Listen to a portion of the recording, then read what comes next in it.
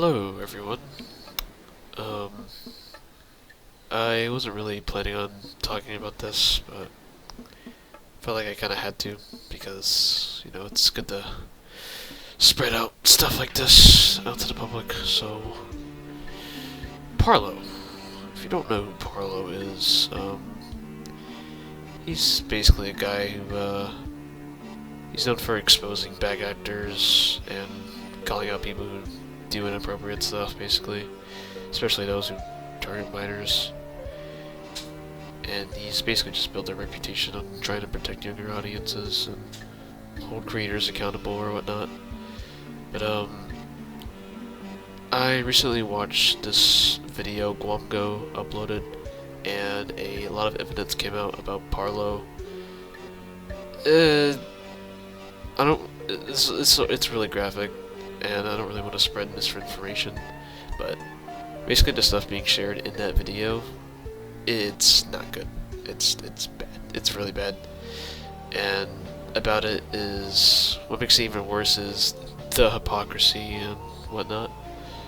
Parlo was someone who made like a whole identity around calling this kind of thing out, and it seems like a lot of people trusted him, and his whole audience pretty much looked up to him. And I'm gonna be honest, I never trusted that guy. He always seemed like a pretty fishy guy, not in the inappropriate sense, but you know what I mean. Um, and it's sad because that same person is being accused of doing the things he condemned. It's disappointing, not just because of what he did, but because of how it damages the community. When someone with that kind of platform betrays their own morals, it makes people lose trust in everyone else and makes the entire exposure scene feel fake.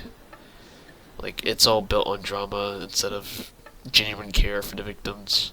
And that's why Parlo is always a controversial guy. And it's not about just one person, it's about what this says about accountability. You can't just build your whole brand on calling others out and then expect people to give you a pass when you cross the same lines. And like in Guamgo's video, how he was basically just begging Guamgo to make a whole defensive video for him. That's just not how it works, But at the end of the day, this whole thing is just sad, and it's a reminder that no matter how good someone seems online, you can never really trust them, and it doesn't really matter how positive their influence is, and even if they expose back actors, you never really know their true intentions or motives behind the screen, especially because of how private Parlo was. I mean, he's never shown his face at all. Yeah. I mean, if everything in Gongo's video actually turns out to be true, it's very inexcusable. But, yeah, that's pretty much all I wanted to say. I just wanted to spread the word, get this out to as many people as possible to inform those who don't really know about Parlo. But, yeah. Take care.